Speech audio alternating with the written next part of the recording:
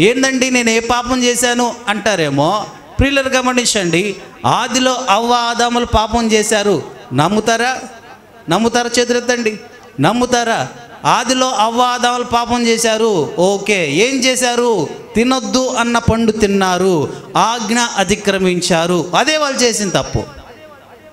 వాళ్ళు చేసిన తప్పల్లా అదే. తినొద్దు అన్న పండు తిన్నారు, పాపము చేశారు. దేవుడు చెప్పిన మాట వినలేదు. దేవుడు మాట చెప్పింది ఏదైతే, ఏ మాట అయినా సరే చెయ్యి అన్నాడంటే చెయ్యాలి, చెయ్యొద్దు అన్నాడంటే చేయకూడదు, అంతే. చెయ్యి, ఈ పని నువ్వు చెయ్యి అంటే చెయ్యలేదు అంటే పాపమో. అర్థమవుతుందా? ఈ పని నువ్వు చెయ్యి అంటే నువ్వు చెయ్యకపోతే పాపము. ఈ పని నువ్వు చేయొద్దు అంటే నువ్వు చేస్తే పాపము. ఇదే ఆజ్ఞాతిక్రమమే పాపము. ప్రియులను గమనించండి, ఈ ఆజ్ఞా అతిక్రమము ఆది నుంచి ప్రతి ఒక్కరు చేస్తూనే వస్తున్నారు కనుక లోక పాపములు. ఏదో ఒకడు వ్యభిచారం చేస్తేనే పాపం అని కాదు, ఎవరో ఏదో చేశారంటే పాపం కాదు, వాడు తాగాడంటే పాపం కాదు, వాడు ఏదో చేశాడంటే పాపం కాదు. దేవుని మాట వినకపోవటమే పాపమో. దేవుడి మాట వినట్లేదు ఈరోజు ప్రపంచంలో. దేవుడి మాట అంగీకరించట్లా. దేవుడి మాటని పెడచెవును పెడుతున్నారు. దేవుడి మాటని తోసివేస్తున్నారు. దేవుడు మనల్ని పుట్టించడానికి గల ఏకైక కారణం దేవుని మాట నువ్వు వింటావని.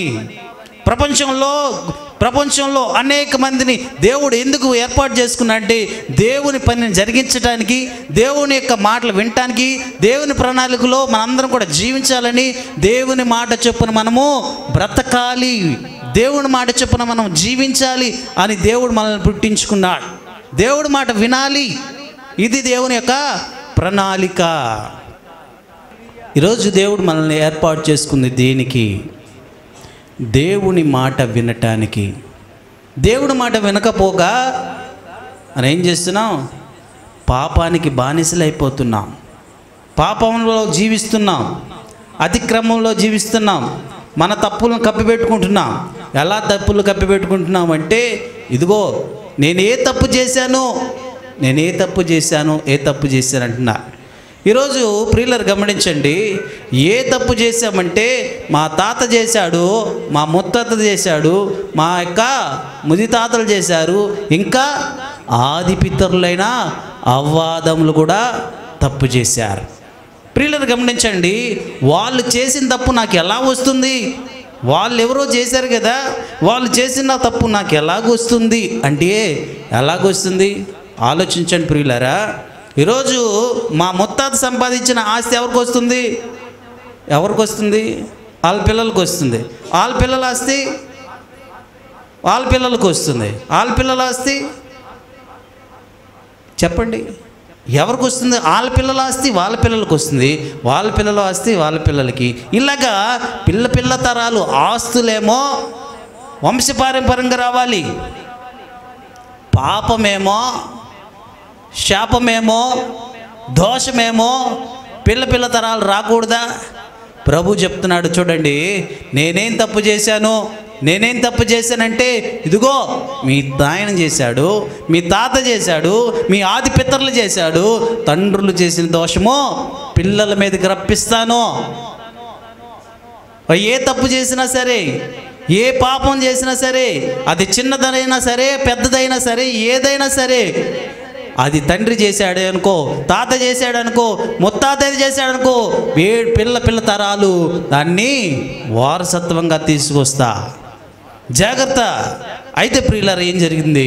ఈరోజు మీరు గమనించండి, నాకేం సంబంధం లేదు, వాళ్ళు ఎవరో చేశారంటే కుదరదు. వాళ్ళ పాప భారాన్ని నువ్వు మోయాల్సిందే.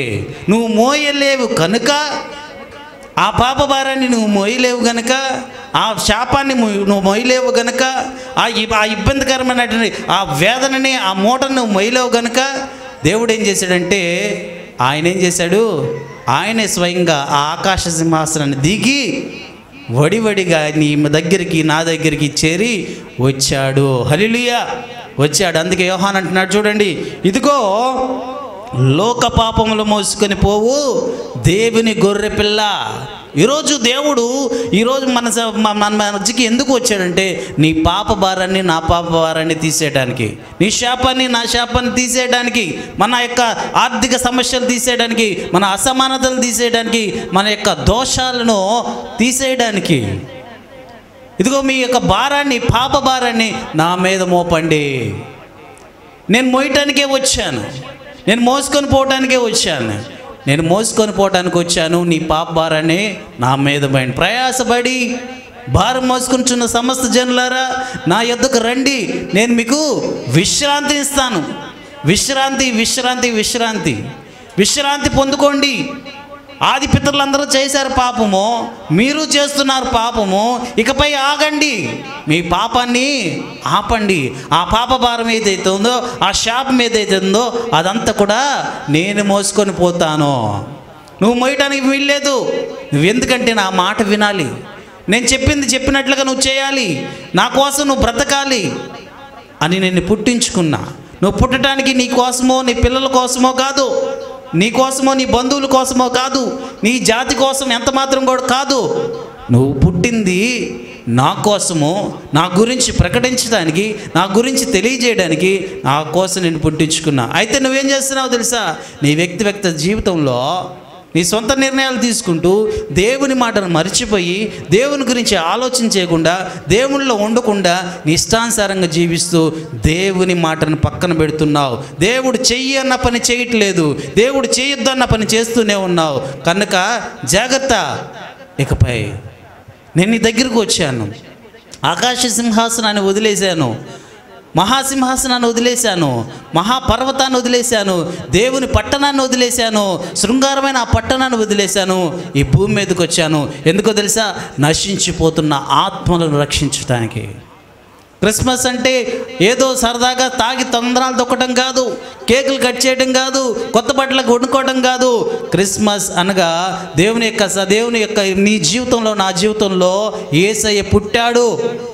యేసయ్య పుట్టి మన శాపాన్ని తీసేయడానికి వచ్చాడు, మన భారాన్ని తీసేయడానికి వచ్చాడు, మన యొక్క ఆర్థిక సమస్యలను తీసేయడానికి వచ్చాడు, మన అసమానతలు తీసేయడానికి వచ్చాడు, లోక పాపములను మోసుకొని పోవటానికి ఆయన వచ్చాడు, మన పాపాలను తీసేసుకోవడానికి వచ్చేసాడు. ఆయన మీద తన యొక్క ఆయనలో ఆ వాక్యం చూడండి, ఒక మాట చూడండి. ఆ మాట 2 కొరింథీయులకు రాసిన పత్రిక 5వ అధ్యాయము 21వ వచనంలో చూడండి. ఈ మాట, చక్కని మాట. మహనీయ త్యాగం. ఎందుకనగా మనమాయన యందు దేవుని నీతి అగునట్లు పాపమెరుగని ఆయనను మన కోసము పాపముగా చేసుకొనెను. ఏం చేశాడంట? ఆయన పాపం లేదు ఆయనలో చీకటి ఎంత మాత్రము లేదు. చీకటి అంటే ఏమిటి చెప్పండి? చీకటి అంటే పాపము. చీకటి అంటే ఏమిటి? సాదృశ్యం పాపము. ఆయనలో పాపము ఎంత మాత్రము లేదు, ఆయనలో చీకటి ఎంత మాత్రము లేదు. ఆయన వెలుగు. ఆయన కలిగిన వారందరూ కూడా వెలుగుగా ఉండాలి. కనుక ఆయన వెలుగుగా ఉన్నాడు, ఆయనలో పాపం లేదు, ఆయనలో చీకటి లేదు. చీకటి అంటే పాపము. పాపము లేనివాడు మనల్ని ఎలా చేస్తున్నాడు? పవిత్రులను చేయాలని ఆయనేమైపోయాడంట? పాపముగా మార్చబడ్డాడు. నీ కోసము నా కోసము పాపముగా మార్చబడ్డాడు. నీ కోసము నా కోసము ఆయన సిలువలో బలియాగం అయిపోయాడు. కనుక ప్రియులారా గమనించండి, ఈరోజు నాకు సంబంధం లేదు అంటే కుదరదు. యేసయ్య నీ పాపం కోసమే వచ్చాడు. నువ్వు చేయాల్సిందల్లా ఏమిటంటే, నేను పాపిని అని నువ్వు ఒప్పుకున్నట్లయితే, నేను పాపిని అని నేను ఒప్పుకున్నట్లయితే ఆయన ఎవరు? ఎంత మాత్రం కూడా త్రోసివేయకుండా నీతి నిజాయితీగా దేవుని దగ్గర ఒప్పుకోలు జీవితం కలిగి ఉంటే ఆయన క్షమించేటువంటి దేవుడుగా ఉన్నాడు. ప్రియులారా గమనించండి, దేవుని యొక్క సన్నిధిలో మనము ఒప్పుకోలు జీవితం కలిగి ఉండాలి. మనం ఎంత మాత్రం కూడా మన యొక్క పాపాలను కప్పిపుచ్చుకొని, మన తప్పిదములను కప్పిపుచ్చుకొని మనము ఏదో ఆడంబరంగా జీవిస్తే కుదరదు. ఏదో పబ్లిక్లో బాగా మంచివాడిగా ఉన్నాము అనుకుంటే కుదరదు. దేవుని దృష్టిలో మనము అపవిత్రులమే, దేవుని దృష్టిలో మనము పాపమే, దేవుని దృష్టిలో మనము దోషులమే. కనుక మన జీవితం ఆయన ఏం చేశాడో తెలుసా? పరిచేశాడు ఆయన. ఓ పెద్ద స్క్రీన్ మీద ఆయన మన జీవితాన్ని చూస్తూ ఉన్నాడు, మన జీవితాన్ని చూస్తున్నాడు. రేపొద్దున్న తీర్పు దినంలో ఆయన ముందు మనం ఉంచినప్పుడు ఆయన మన ముందు ఒక పెద్ద డిస్ప్లే పెడతాడు. ఆ డిస్ప్లేలో మనకంతా కూడా మనం చేసిన మన జీవిత చరిత్ర అంతా కూడా మన కళ్ళకి కట్టినట్టుగా చూపిస్తాడు. ఇదిగో నేను పాపం చేయలేదంటే కుదరదు, ఇదిగో నేను తప్పు చేయట్లేదంటే కుదరదు, ఇదిగో నాకు సంబంధం లేదంటే కుదరదు, మా తాత చేసిన తప్పు నాకు ఎలా వస్తుందంటే కుదరదు, మా ముత్తాత చేసింది నాకు ఎలా వస్తుందంటే కుదరదు. పిల్లలు గమనించండి, తండ్రుల దోషము పిల్లల మీదకి వస్తుంది. నువ్వు చేసినటువంటి వ్యక్తిగత పాపము అది నీకు ప్రాప్తిస్తుంది, అట్ ది సేమ్ టైం నీ పిల్లలకి కూడా సంక్రమిస్తుంది. ఆలోచించండి, ముక్కు పచ్చలారన్నటువంటి పిల్లలు ఎవరైతే ఉన్నారో, పాపము తెలియనటువంటి పిల్లలు, ఏ విధమైన కళ్ళ కప్పడం లేని పిల్లలు, ఏ విధమైనటువంటి మత్సరం లేని పిల్లలు, ఏ విధమైనటువంటి ఆలోచన లేనటువంటి పిల్లలు ఈ భూమి మీదకి వచ్చిన తర్వాత పాపాన్ని అంటిపెట్టుకుంటున్నారు. పిల్లలు గమనించండి, తల్లిదండ్రులు గమనించండి. ఈరోజు చాలామంది ఒక అపోహలో ఉన్నారు. ఏమిటి అపోహ అంటే, చాలామంది పుట్టారంటే జన్మలో పాపం ఉందా అంటే అంటారు. జన్మలో పాపం ఉందంటే జన్మలో ఎలా పాపం ఉంది? జన్మలో ఏ విధమైన పాపం లేదు. భార్యాభర్తలు ఏకమైనప్పుడు పిల్లలు పుడతారు. ఇది దైవ సంకల్పము, దేవుని యొక్క నిర్ణయము. దేవుని నిర్ణయం ఆదిలోనే ఒకవేళ పాపం అంటే పిల్లలు పుడితే పాపం అంటే పాపులు అంటే కుదరదు. వాడు పెరిగి పెద్దవాడైన తర్వాత అతిక్రమములు వాడి వంట వస్తున్నప్పుడు దేవుని మాట విన్నప్పుడు వాడు పాపిగా మార్చబడుతున్నాడు అంతే. అంతేగాని బాల్యదశలో ఉన్న పిల్లలు, పుట్టినటువంటి పిల్లలు పాపులు కాదు. వాళ్ళెవరు? ఎలా పోల్చాడు? ఇలాంటి వారిది పరలోక రాజ్యము. హల్లెలూయా! ఇలాంటి వారిదే పరలోక రాజ్యము. కనుక ఆదిలోనే గనక దేవుడు పాపులుగా మార్చబడతారు పిల్లలు పుడితే అంటే పెళ్లి చేసేవాడే కాదు, ఆదాములకు పెళ్లి చేసేవాడే కాదు. ఎందుకని? దేవుడి యొక్క ప్రణాళిక. దేవునికి పిల్లలు కావాలి, వారు పరిశుద్ధులుగా ఉండాలి, వారు దేవునితో కూడా నడవాలి, దేవుడితో సహవాసం చేయాలి అని దేవుని ప్రణాళికలో ఏం చేశాడంటే పిల్లల్ని మనకు కలిగిస్తున్నాడు. పిల్లలు పవిత్రులుగా ఉన్నారు. అందుకే అన్నాడు ఇలాంటి వారిదే పరలోక రాజ్యం. పరలోక రాజ్యం ఎలా ఉందంట? పసిపిల్లలను పోలింది. ఏ పాపం లేదు, ఏ శాపం లేదు, ఏ దోషం లేదు. అయితే పాపం ఎక్కడి నుంచి వస్తుందంటే తండ్రి చేశాడు, తాత చేశాడు, ముత్తాత చేశాడు, వాళ్ళ తాతలు చేశారు. అవన్నీ కూడా సంక్రమణ వస్తున్నాయి. అంతేకాదు మనం చేస్తున్నటువంటివి కూడా వాడి మీదకి వెళ్తున్నాయి. కనుక ప్రియులారా గమనించండి, ఈ విషయాన్ని మనం ఖచ్చితంగా గుర్తుపెట్టుకోవాలి. కనుక పిల్లలు పుట్టినప్పుడు పాపులు కాదు, పెరిగి పెద్దవాడైన తర్వాత పాపి. ఈ పాపి ఏం చేస్తున్నాడంటే దేవుని దగ్గరికి వచ్చి, ఓ పాపి అంట దేవుని దగ్గరికి వచ్చి లోపలికి రాకుండా బయటే ఉండి ప్రార్థన చేస్తూ ఉన్నాడంట. ప్రార్థన చేస్తున్నాడు. ఒక ఆయనేమో చక్కగా లోపలికి వచ్చి ప్రార్థన చేస్తున్నాడు. ఇదిగో ప్రభువా, ఇదిగో నేను ప్రతి నెల దశమ భాగం ఇస్తున్నాను, వారం కానుకను ఇస్తున్నాను, అది ప్రతిదీ కూడా నేను చక్కగా అన్ని కార్యక్రమాలు చేస్తున్నాడు, అంతా బాగానే ఉంది. అయితే ఏమంటున్నాడు తెలుసా? అదిగా బయట ఉన్నాడు ఒకడు, వాళ్ళలాగా నేను ఉండట్లేదు. నేను చాలా నీతిమంతుడిని, నేను చాలా గొప్పవాడిని, నేను చాలా పరిశుద్ధుడిని, నన్ను దీవించన్నట్టుగా ప్రార్థన చేస్తున్నాడు. బయట ఉన్నాడు ఒకడు, అదేం చేస్తున్నాడు తెలుసా? అయ్యా, నేను ఆకాశం వైపు కన్నులెత్తి చూడటానికి కూడా నాకు ధైర్యం చాలట్లేదు ప్రభువా. నేను నీ వైపు కన్నులెత్తి చూడటానికి నాకు ధైర్యం చాలట్లేదు, నీ వైపు నేను తేరి చూడటానికి నాకు ధైర్యం చాలట్లేదు. ఎందుకంటే నా పాపము కనిపిస్తుంది నీ ముఖంలో, నా పాపం కనిపిస్తుంది నీ మందిరం వైపు చూసినప్పుడు, నా పాపం కనిపిస్తుంది, నా దోషం కనిపిస్తుంది, నా శాపం కనిపిస్తుంది. నేను ఎంత దుర్మార్గుడినో, ఎంత పాపినో, ఎంత పాపిష్టివాడినో నాకు కనిపిస్తుంది. కనుక నీ వైపు, నీ మందిరం వైపు చూడటానికి నాకు అర్హత లేదు, నీ సన్నిధి వైపు చూడటానికి నాకు అర్హత లేదు అని రొమ్ము కొట్టుకుంటూ, బాధపడుతూ, ఏడుస్తూ, రోధిస్తూ ఉన్నాడు. మరొక ఆయనేమో హెచ్చింపు జీవితం కలిగి ఉన్నాడు.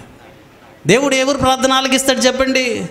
ఎక్కడైతే విరిగి నలిగి హృదయంతో ప్రార్థిస్తారో, విరిగి నలిగి హృదయంతో ఉంటారో వాడిని దేవుడు ప్రేమిస్తాడు.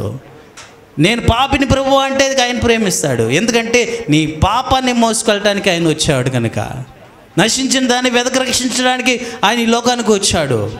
నశించిపోతూ ఉన్న ఆత్మలను రక్షించడానికి ఆయన వేడివేడిగా ఈ లోకానికి వచ్చాడు. అంతేగాని ఏదో పండగ చేసుకోవడానికో, పబ్బం చేసుకోవడానికో, కొత్త బట్టలకో, లేకపోతే మరొకటో వేడుకలు చేసుకోవడానికో కాదు.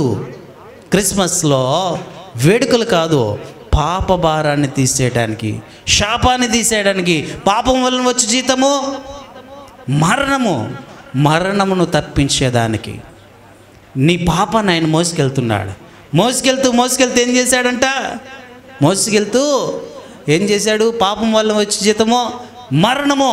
ఆ సిలువలో ఆ యొక్క నిట్ట మధ్యాహ్నము మంచి ఎండలో ఏమైపోయాడు? ఆకాశానికి భూమికి మధ్యలో వేలాడాలి.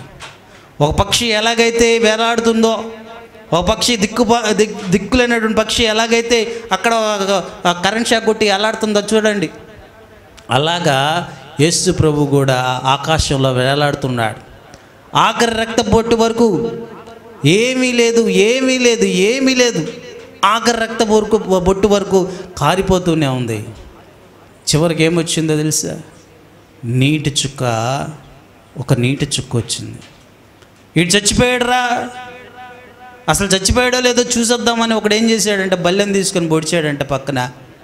ఆ పక్కన పొడిచినప్పుడు నీళ్ళు వచ్చాయి. నీళ్ళు ఎప్పుడు వస్తాయి? ఏమీ లేనప్పుడు నీళ్ళు వస్తాయి. మనకు కూడా ఒక్కొక్కసారి చూడండి, రక్తం గడ్డబట్టి ఆగిపోతుంది. ఆగిపోయిన తర్వాత ఏమొస్తాయి? వాటర్ వస్తాయి. ఇంకా లేదు, ఇంకా ఆపేసింది, లోపల రక్తం ఆపేసింది కనుక వాటర్ చెమ్మ వస్తుంది. ఇంకా లేదు అని కదా. మనకంటే రక్తం ఆగటానికి మనకి కొన్ని లోపల కొన్ని కొన్ని ఉన్నాయి కాబట్టి మనకి రక్తం గడ్డగట్టి ఆగిపోతుంది. కానీ యేసయ్యకి ఆ రోజు ఏ విధమైనటువంటి రక్తం లేదు లోపల. మొత్తం అయిపోయింది. అంతా ఆయన ప్రయాణం అంతా కూడా సిలువ మోసుకుంటూ అంటే పాపమును మోసుకుంటూ వచ్చి ఇప్పుడు ఏమైపోయాడు? పాపం వల్ల వచ్చే జీతము మరణము ఆయన్ని ఏం చేసింది? మృంగివేయాలని చూసింది. కానీ ఆయన ఏం చేశాడు తెలుసా? మరణమును గెలిచాడు. ఆయన సజీవుడు కనుక, నేనే జీవాన్ని అన్నాడు కనుక, నేనే మార్గాన్ని అన్నాడు కనుక, నేనే సత్యాన్ని అన్నాడు కనుక, ఆయన ఎవరు? జీవం కలిగే దేవుడు కనుక, జీవం కలిగిన దేవుడికి మరణం ఉంటుందా? మరణం లేదు. అందుకే ఆయన మాత్రమే లోక పాపాలు మోసుకొని పోవడానికి అర్హుడు. ఆయన మాత్రమే సత్యము, ఆయన మాత్రమే జీవము, ఆయన మాత్రమే దేవుని దగ్గరికి నడిపించగలిగిన మార్గము. పరలోకానికి మార్గం ఆయనే, దేవుని దగ్గరికి మార్గం ఆయనే. ఎందుకు మార్గం అన్నాడంటే, ఎందుకు సత్యం అన్నాడంటే, ఎందుకు జీవం అన్నాడంటే, ప్రియులారా గమనించండి, ఎందుకు మార్గము అన్నాడంటే, నేనే మార్గమును. యేసయ్య ప్రభు తండ్రి దగ్గర నుంచి లోకానికి వచ్చాడు. తండ్రి దగ్గర నుంచి లోకానికి వచ్చినప్పుడు, ఈ లోకంలోకి వచ్చినప్పుడు మరి అక్కడి నుంచి ఇక్కడికి రావడానికి ఒక మార్గం ఉంది కదా. దేవుని దగ్గర నుంచి భూమి మీదకి రావడానికి ఒక మార్గం ఉంది, ఒక దారి ఉంది. ఆ దారి ఉంది. ఆ దారిలో యేసయ్య అక్కడి నుంచి ఇక్కడ ఈ భూమి మీదకి వచ్చాడు. మనందరినీ అక్కడికి తీసుకెళ్ళాలంటే ఎవరు తీసుకెళ్ళాలి?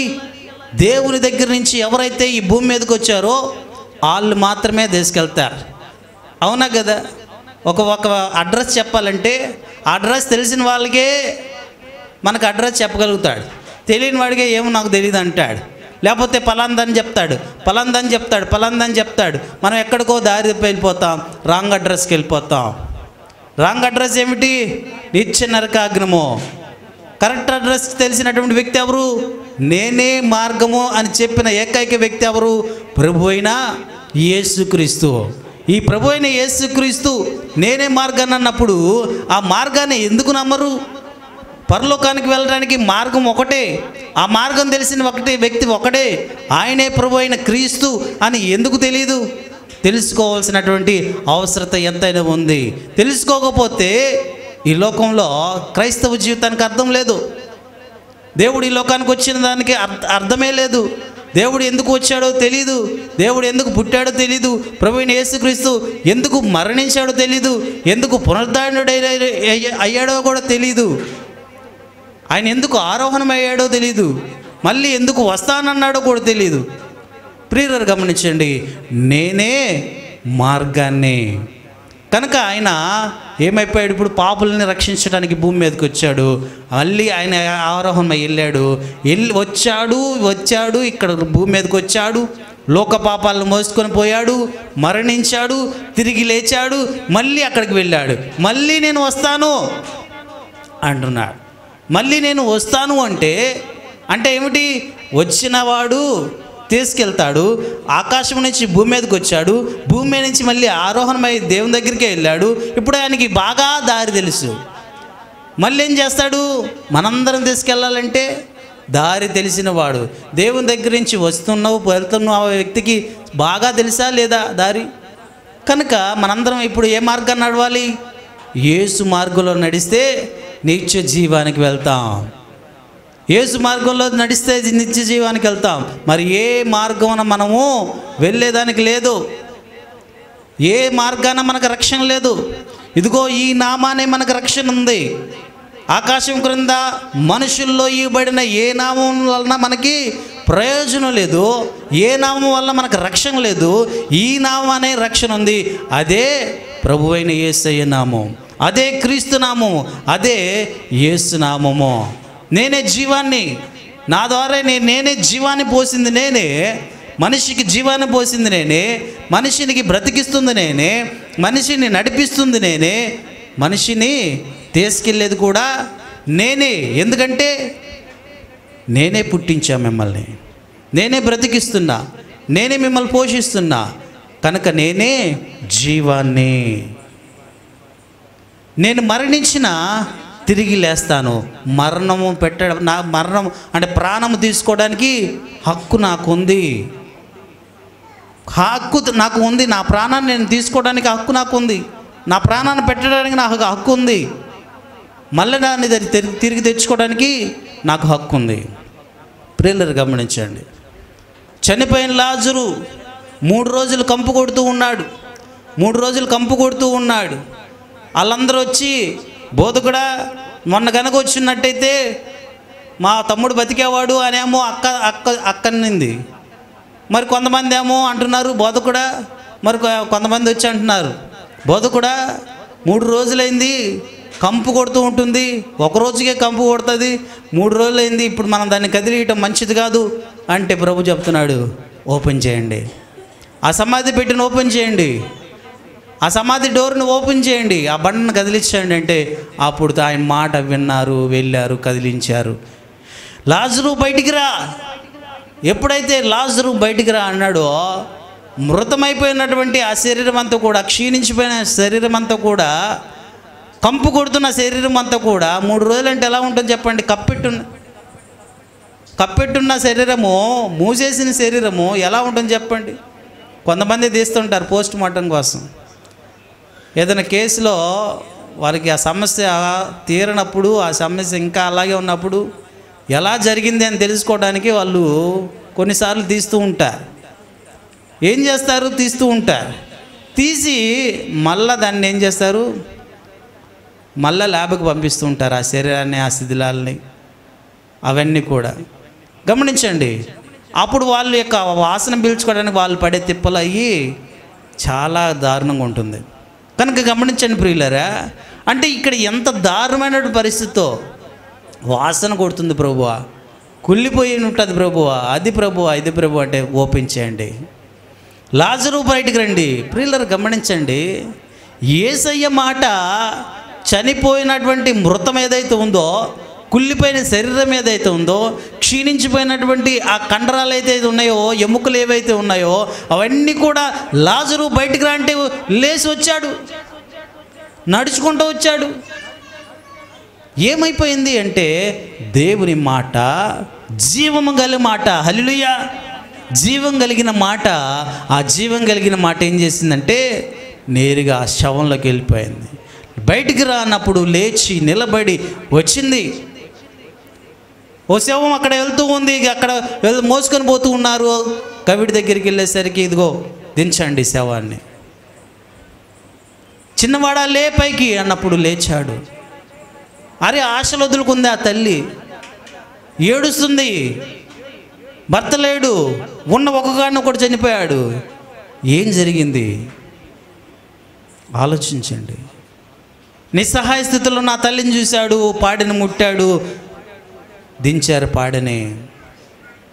చనిపోయి ఒక దినం అయిపోయింది, ఇంక పాతి పెట్టడానికి తీసుకెళ్తున్నారు. చిన్నవాడాలే ఎప్పుడైతే చెప్పాడో లేచి నుంచున్నాడు. మరొక చోట ఒక చిన్నది చనిపోయింది. చిన్నదానా లే అన్నాడు, లేచింది. ప్రియరు గమనించండి, అలా చనిపోయిన వారిని లేపిన ఆయన ఈయన బ్రతకడా? ప్రియరు గమనించండి, ఒకని ప్రాణము మరణమును తప్పించుట యెహోవా వశము. నీ ప్రాణాన్ని తీసుకోవాలి అన్నా, నీ ప్రాణాన్ని ఉంచాలన్నా ఆయనకు అధికారం కలదు. ఆయన ప్రాణాన్ని తీసుకోవాలన్నా, ఆయన ప్రాణాన్ని పెట్టాలన్నా, ఆయన ప్రాణాన్ని మళ్ళీ తెచ్చుకోవాలన్నా ఆయనకి అధికారం కలదు. ఓ పెద్ద బస్సు వెళ్తూ ఉంది, పెద్ద యాక్సిడెంట్ జరిగింది. అందరూ చనిపోయారు. ఒక్కడు మాత్రం బ్రతికాడు. ఎందుకని చెప్పండి? ఆ ఒక్కడు ప్రాణం బ్రతికి ఉండాలి. అందరూ చనిపోయాడు, ఆడు కూడా చనిపోవాలి. అందరూ చనిపోయినప్పుడు ఇతనొక్కడే ఎందుకు బ్రతికాడు? మరణం తప్పించుట యెహోవా వశము. ఓ వ్యక్తి స్కూటీలో వెళ్తున్నాడు, అటునుంచి లారీ వచ్చి కొట్టేసింది. చనిపోవాల్సిన వ్యక్తి చనిపోలా. ఎందుకని? చిన్న గాయాలు. ఆ మధ్య ఒక సేవకుడు ఇట్లా మీటింగ్ పెడుతూ ఉన్నాడు, మంచి సభలు పెడుతున్నాడు, చాలా ఉత్సాహంగా దేవుని ప్రణాళికలో మంచిగా బాగా పెద్ద సభలు పెడుతూ ఉంటే పెద్ద తుఫాను వచ్చేసింది. ఎటు నుంచి వచ్చిందో కానీ పెద్ద గాలి తుఫాను అకస్మాత్తుగా ఆ యొక్క సభ మీద పడిపోయింది. ఆ యొక్క ప్రాంగణం అంతా కూడా బాగా మొత్తం గాలి తుఫాను, దుమ్ము గాలి వచ్చేసింది. ఏం చేయాలో వాళ్ళందరికీ అర్థం కాలేదు. ఈయన మాత్రం విశ్వాసంతో ప్రార్థన చేస్తున్నారు. ఏం జరిగిందంటే ఒక్కసారిగా పెద్ద ఎల్ఈడి వాళ్ళు ఉంది వెనక వచ్చి ఆయన మీద పడిపోయింది. ఆయన మీద పడిపోవడంతో కింద స్టేజ్ కూడా ఇరిగి లోపలికి వెళ్ళిపోయాడు. ఇంక లేడురా, చచ్చిపోయాడురా అనుకున్నారు అందరూ.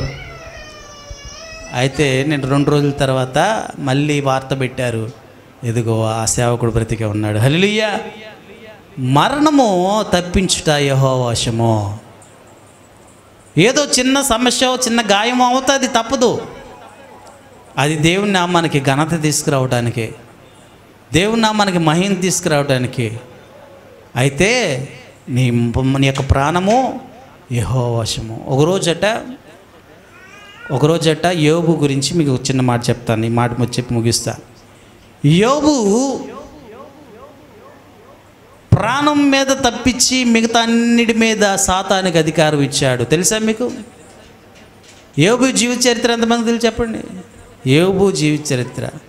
ఊజు దేశంలో ఒక పెద్ద ధనవంతుడు ఉన్నాడు. ఆ అంతటి ధనవంతుడు ఆ దేశంలో ఇంకెవ్వరూ లేరు. అలాంటి వ్యక్తి గురించి పరలోకంలో సాతానికి దేవునికి మధ్య మాటలు జరిగాయి, డిస్కషన్ జరిగింది. అక్కడ ఒక సమావేశం జరుగుతుంటే సాతాను వెళ్ళి అక్కడ నుంచున్నాడు. సాతానుతో ఎక్కడి నుంచి వచ్చావంటే అటు ఇటు తిరుగుతున్నాడు. మరి నాకు ఒక శిష్యుడు ఉన్నాడు, నాకు ఒక మంచి వ్యక్తి ఉన్నాడు భూమి మీద. ఆ వ్యక్తి గురించి తెలుసు. మరి ఆయన గురించి తెలుసు. ఆయన ఎంత మంచి నీతిపరుడో, ఎంత గొప్పవాడో, ఎంత మంచి ప్రార్థనాపరుడో, ఎంత మంచి వ్యక్తో అంటే ఆయన ఊరుకున్నాడా? ఊరికే నమ్మకంగా ఉన్నాడా? నువ్వు కంచె వేసావు గనక ఆయన నీ మీద నమ్మకంగా ఉంచాడు. నువ్వు కంచె తీసి చూడు, నేనేంటో చూపిస్తా. ఆ యోబు జీవితం ఏందో చూపిస్తా. ఆయన ఎంత యథార్థపరుడో చూపిస్తా. ఆయన ఎంత నీతిమంతుడో చూపిస్తా. నువ్వు భలే చెప్పుకుంటున్నావు కదా ఆయన గురించి గొప్పగా అని దేవునితో సాతాను మాట్లాడుతుంది. ప్రియులు గమనించండి, ఈరోజు నీ గురించి, నా గురించి, మనందరి గురించి పరలోకంలో సాతానుకి దేవునికి మధ్య వాదన జరుగుతూ ఉంటుంది. యోబు గురించే మనం అనుకుంటాం. ఈరోజు నీ గురించి, నా గురించి అక్కడ మాటలు జరుగుతూ ఉంటుంది. ఇదిగో నా బిడ్డ రక్షింపబడ్డాడు, నా బిడ్డ దీవించబడ్డాడు, నా బిడ్డ బాప్టిజం తీసుకున్నాడు, నా బిడ్డ అది చేశాడు, ఇది చేశాడు, ఆ కార్యాలు చేస్తున్నాడు, ఈ కార్యాలు చేస్తున్నాడు. ఊరికే చేస్తున్నాడా? నువ్వు దీవిస్తున్నాడు గనుక, నువ్వు రక్షిస్తున్నావు గనుక, నువ్వు నీ కంచెను వేసావు గనుక వాళ్ళు చాలా బాగున్నారు. ఒక్కసారి నీ కంచెను తీసేయి. చిన్న ఆర్థిక సమస్యను తీసుకురా, చిన్న అప్పుల సమస్యను తీసుకురా, చిన్న అనారోగ్య సమస్యను తీసుకురా కుటుంబంలోకి. నీ కంచెను తీసేసి వాళ్ళేంటో వాళ్ళ యొక్క ఆలోచన ఏంటో, వాళ్ళ యొక్క వ్యక్తిగత జీవితం ఏంటో, వాళ్ళ యొక్క ఎంత ప్రార్థనాపరుడో, ఎంత భక్తి గలవాడో, ఎంత ప్రార్థనలో నమ్మకం కలిగిన వాడో ఆ క్యారెక్టర్ అంతా బయట పెడతాను అంటాడు. ప్రియులారా గమనించండి, దేవుడు చెప్పాడు యోబు గురించి, సాతానుతో అంటాడు, ఛాలెంజ్ చేస్తున్నాడు. సరే, అతని ప్రాణం తప్పించి మిగతా అన్నిటి మీద నీకు అధికారం ఇస్తున్నా, వాళ్ళ పిల్లల మీద అధికారం ఇస్తున్నా, వాళ్ళ బంధువుల మీద అధికారం ఇస్తున్నా, వారి సమస్తం మీద ఆస్తి మీద అధికారం ఇస్తున్నా, వారి ఐశ్వర్యం మీద అధికారం ఇస్తున్నా, ప్రతి దాని మీద అధికారం ఇస్తున్నా. వాని ప్రాణం తప్పించి దేన్ని నీ సొంతం చేసుకో, నేను కంచెని తీసేస్తున్నాను. ప్రియులారా గమనించండి, యోబు ఎప్పుడైతే దేవుని యొక్క కంచెని తీసేశాడో సర్వం కోల్పోయాడు. కోల్పోయిన వ్యక్తి ఇప్పుడు ఏమైపోయాడు? నిస్సహాయ స్థితిలో ఉండి గజ్జి పుండులతో గీక్కుంటూ, దురదగొండి ఉంటుంది కదా, అది ఎలా దురదగొట్టిద్ది, అంతకంటే దారుణంగా దురదగొడుతూ ఆ పచ్చి పుండ్లతో ఏడుస్తూ ఉన్నాడు. భార్య వచ్చింది, దేవుణ్ణి దూషించి చచ్చిపో, ఎందుకు ఈ బ్రతుకు. ఇప్పుడు క్యారెక్టర్ బయటకు వచ్చింది, భార్య క్యారెక్టర్. ఏమండి, నీతోనే నడుస్తాను, నీతోనే గడుపుతాను, జీవితం అంతా నీతోనే ఉంటాను, మరణమైనా చావైనా నీతో అని ప్రమాణం చేసింది కదా. ఇప్పుడు అంటుంది, ఎందుకు ఈ బ్రతుకు, దేవుణ్ణి దూషించి చచ్చిపో. ఇదేనా ఒక భార్య చేయాల్సినటువంటి పని? ఇదేనా? సమస్యలు అందరికీ వస్తాయండి. మనకన్నీ దేవుడు ఇచ్చాడు కదా, అంతా బాగుంది కదా, అంతా చక్కగా జరిగింది కదా, ఏదో ఒక ఉపద్రవం వచ్చిందని బాధపడాల్సిన అవసరం లేదు, దేవుడు మంచిగా మళ్ళీ హెచ్చిస్తాడు అని చెప్పాల్సిన భార్య, ఒక మంచి సలహాదారుడుగా ఉండాల్సినటువంటి భార్య ఈరోజు ఏం చేస్తుంది? ఒక మంచి సలహా ఇస్తుంది. ఏమిటి ఆ సలహా? చచ్చిపో, దేవుని దూషించి. చూడండి, క్యారెక్టర్ బయట పెడుతుంది. ఒక సమస్య వచ్చినప్పుడు మన క్యారెక్టర్ భయపడుతుంది. ఏమి దేవుళ్ళే, ఏం ప్రార్థనలే, ఏం భక్తిలే, ఎప్పుడు మనకే సమస్యలు వస్తున్నాయి, ఎప్పుడు బాధలు వస్తున్నాయి, ఎప్పుడు ఇబ్బందులు వస్తున్నాయి, ఇవి ఏమి దేవుళ్ళే. ప్రియులారా గమనించండి, మన క్యారెక్టర్కి దేవుడు ఏం చేస్తున్నాడు తెలుసా? సాతానుడు దేవుడు ఇద్దరు కలిసి పరీక్ష చేస్తూ ఉంటారు. ఈరోజు యోబు జీవితంలో కూడా ఇదే జరిగింది. ప్రియులారా గమనించండి, యోబు నీతిమంతుడు గనుక, యథార్థమంతుడు గనుక, ప్రార్థనాపరుడు గనుక ఏం చేశాడు తెలుసా? నేను దిగంబరిగా పుట్టాను, నా జీవితంలో నేనేమి తీసుకురాలా, వచ్చేటప్పుడు నేను పోయేటప్పుడు ఏమీ తీసుకెళ్ళను, నేను దిగంబరిగా వచ్చాను, దిగంబరిగా వెళ్తాను. మరేం జరిగింది? పోయిన అంతా మంచిదే, అంతా నా మంచికే. హల్లెలూయా. ఈ మాట చెప్పగలుగుతారా మీరంతా? అంతా నా మంచికే. దిగంబరిగా పుట్టాను, దిగంబరిగానే వెళ్తున్నా, ఏమీ లేదు, వచ్చినప్పుడు నా ఒంటి మీద ఏమీ లేదు, వెళ్ళేటప్పుడు నా ఒంటి మీద ఏమీ ఉండదు, పైన నా వస్త్రాలు కూడా అలాగే వదిలేసి వెళ్ళిపోతాను, మాయమైపోతాను. కనుక గమనించండి, ఎంతటి యథార్థపరుడు కాబట్టే మునుపటి వాటికంటే విస్తారమైనటువంటి ఆశీర్వాదాలు దేవుడు ఇచ్చాడు. హల్లెలూయా. ఇప్పుడు సాతాను ఓడిపోయాడా, దేవుడు ఓడిపోయాడా? చెప్పండి. సాతాను ఓడిపోయా, దేవుడా? కనుక మరణము మీద దేవునికి అధికారం ఉంది. యోబు మరణం మీద దేవునికి అధికారం ఉంది కాబట్టి సాతానుడికి ఛాన్స్ ఇవ్వలేదు. సాతానుడు అనేక సార్లు మన మీద మరణ దాడి చేస్తూ ఉంటాడు. అది వాహనం ద్వారా కావచ్చు, ఎక్కడ లేదా అక్కడ నుంచొని ఉంటే ఒక పెద్ద కడ్డీ వచ్చి పడవచ్చు, లేకపోతే వెళ్తున్నప్పుడు ఊరికే నడిచి వెళ్తున్నప్పుడు కూడా కాలు స్లిప్ అయి పడిపోవచ్చు. మన పాస్టర్ గారు కూడా అంతే, ఊరికి వెళ్తూ ఉన్నారు, తమ్ముడు పాస్టర్ గారు ఇద్దరు వెళ్తున్నారు, స్కిడ్ అయిపోయింది బండి. ఏదో ఒక శబ్దం వచ్చినట్టుగా, ఏదో ఒక ఆకారం వచ్చినట్టుగా, ఏదో ఒక జల్లికిడి, ఒక అలికిడి, అకస్మాత్తుగా పడిపోయారు. అంటే ఏమిటి? మరణముని మన మీదకి ఉసిగొలుపుతూ ఉంటాడు సాతానుడు. జాగ్రత్త, మరణము తప్పించుట యెహోవా వశము. ఎందుకంటే లోక పాపములు మోసుకొని పోయి దేవుని గొర్రెపిల్ల, మరణం ముంపులను విరిచినటువంటి దేవుడు, మరణాన్ని జయించిన దేవుడు, మరణాన్ని తప్పించగలిగిన దేవుడు. కనుక మరణం మనమంట వచ్చినప్పుడు యెహోవా తప్పించగలడు. ఎందుకని? మరణాన్ని తప్పించగలడు. నేనే జీవాన్ని, నేనే మార్గాన్ని, నేనే సత్యాన్ని, నేనే నిజమైన దేవుడిని. నేను తప్ప వేరే దేవుడు లేడు, నేను తప్ప వేరే దేవుడు లేడు. పైన ఆకాశం కింద, పైన ఆకాశం పైన కానీ, ఆకాశం కింద భూమి మీద కానీ మనుషుల్లో ఇవ్వబడిన ఏ నామం వల్ల మీకు రక్షణ కలగదు. ఇది నిజము. ఇది రక్షణ కలగదు. రక్షణ కేవలం యేసు నామములో కలుగుతుంది. యేసు నామములో మనకి స్వస్థత, యేసు నామములో మనకి రక్షణ, యేసు నామములో మనకి నిత్య రాజ్యము. ఈ నామం తప్పితే మనకి ఏ నామం వల్ల రక్షణ లేదు. ఎందుకంటే ఇది సత్యము, ఇది నిజము. ఆదిలో వాక్యముండును, వాక్యమే దేవుడై ఉండును. ఆ దేవుడే ఈరోజు కృపాసత్య సంపూర్ణుడిగా మన మధ్యకు వచ్చి, మన మధ్య బ్రతికి, మన మధ్య జీవించి, ఆయన నీ కోసము, నా కోసము, మన పాపాల కోసము ఆయన ఏం చేశాడు? మన పాపాలన్నీ మోసుకొని పోయేటువంటి దేవుని గొర్రె పిల్లగా మార్చబడ్డాడు. ఆ కృపాసత్య సంపూర్ణుడు ఈరోజు వాక్యంగా ఉన్నాడు. ఆ వాక్యం నీ నా చేతుల్లో ఉంది.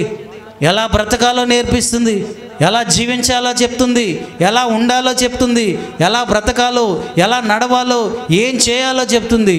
ఆ వాక్యాన్ని అనుసరించి ఈ క్రిస్మస్ వేడుకలు ఏదో పండగ వేడుకలుగా కాకుండా యేసయ్య నా కోసం పుట్టాడు, యేసయ్య నా కోసం పుట్టాడు, నేను రక్షింపబడాలని, నేను నిత్యరాజ్యానికి వెళ్ళాలని, నేను దేవుని మాట వినాలని, దేవుని మాట చేయాలని, దేవుడి మాట చొప్పున బ్రతకాలని, దేవుడి మాటలో మనం జీవించాలని ఆయన ఏం చేశాడు? కృపాసత్య సంపూర్ణుడిగా ఈ లోకానికి వచ్చి మనకి మార్గాన్ని చూపాడు, జీవాన్ని పోశాడు, ఇంకా సత్యమేమిటో మనకు చూపించాడు. కనుక ఆ సత్య మార్గంలో మనం నడవాలి, ఆ నిత్య మార్గంలో నడవాలి, ఆ జీవ మార్గంలో మనం నడవాలి అనేదే ఈ క్రిస్మస్ వేడుక. ఈ రోజుల్లో క్రిస్మస్ పండుగలో చాలామంది ఏం చేస్తున్నారు చెప్పండి? ఓ మంచి పనులు చేసేవారిగా ఉండాలి. ఈరోజు ఏమిటి ప్రారంభం? క్రిస్మస్ ఆరాధనల ప్రారంభము, సెమీ క్రిస్మస్ల ప్రారంభము మంచిదే. అయితే ఈ సెమీ క్రిస్మస్లో ఏం చేస్తున్నా? దేవుడు చెప్పింది మనం చేయాలి. దేవుడు చేయొద్దు అన్న పని మనం చేయటం కాదు, దేవుడు చేయమన్న పనే మనం చేయాలి. ఏం చేశాడు చెప్పండి? ఆర్థికంగా ఉన్న వారికి సహాయం చేయాలి, వేదనలో ఉన్న వారికి సహాయం చేయాలి, నిన్ను వలె నీ పొరుగు వారిని ప్రేమించాలి. ఇంకా అనేకమైనటువంటి మాటలు మనకి బైబిల్లో ఆయన మనకి చెప్తూ ఉన్నాడు. అంతేగాని సేవకుల ద్వారా, ప్రసంగికుల ద్వారా, ఇంకా టీవీల్లోనూ, వార్తల్లోనూ అనేక చోట్ల దేవుని మాటలు చెప్తూనే ఉన్నారు. వాటి ప్రకారం మనం జీవించే వారంగా ఈ క్రిస్మస్ ఆరాధనలో మనం ఉండాలని ప్రభువు మనం చేస్తూ దేవుడి మాటలు దీవించునుగాక. హల్లెలూయా. చిన్న ప్రార్థన. ప్రేమ కలిగిన తండ్రి, దయగలిగిన రాజ్యాన్ని కృప కొందా తెలియజేస్తున్నాం. ఇంతవరకు నీ కృపలు బలపరిచినందుకు కొందా తెలియజేస్తున్నాం, ఆశీర్వదించినందుకు కొందా తెలియజేస్తున్నాం. ఇదిగో లోక పాపములు మోసుకుని పడే దేవుని గొర్రెపిల్ల. ఈ గొర్రెపిల్ల ఎందుకు వచ్చింది? ఈ దేవాది దేవుడు ఎందుకు పుట్టాడు? లోక పాపములు మోసుకొని పోవటానికి, నా పాప జీవితాన్ని తీసేయడానికి, నా పాప స్థితిని తీసేయడానికి, ఆ భారాన్ని ఆయన మీద మోసుకోవడానికి. ఇంకా నా భారాన్ని నేను మోసుకునేవాడు కాకుండా నా భారాన్ని తీసేసుకొని ఆయన మీద మోపుకునేవాడుగా. ఆనందించండి, ఎల్లప్పుడూ ప్రభువునందు ఆనందించండి అని చెప్పినటువంటి దేవుడు. ఇక సంతోషము, ఆనందము ఈ క్రిస్మస్ దినాల్లో, ఎల్లప్పుడూ క్రిస్మస్ దినాల్లో కాదు, ఎల్లప్పుడూ ఎల్లప్పుడూ ఎల్లప్పుడూ ఆనందించండి, ఆనందించండి అని చెప్పిన యేసయ్య నీకే మహిమ గాక. వాక్యం విని వారిని దీవించండి, ఆశీర్వదించండి. ప్రతి మనసులో ప్రభు వాక్యాన్ని భద్రపరుచుకునేవారుగా, వాక్యానుసారంగా జీవించేవారుగా దీవించమని నీ కృపలో ఆశీర్వదించమని, నీ దయాకిరీటాన్ని మా మీద ఉంచమని, క్రిస్మస్ ఆరాధనలన్నింటిలో కూడా మీరే జయప్రదంగా జరిగించమని, చేరువచ్చి నీ బిడ్డలను దీవించమని, నీ కృపలో మమ్మల్ని ఆశీర్వదించమని యేసయ్య నామమున అడుగుచున్నాం తండ్రి. ఆమేన్.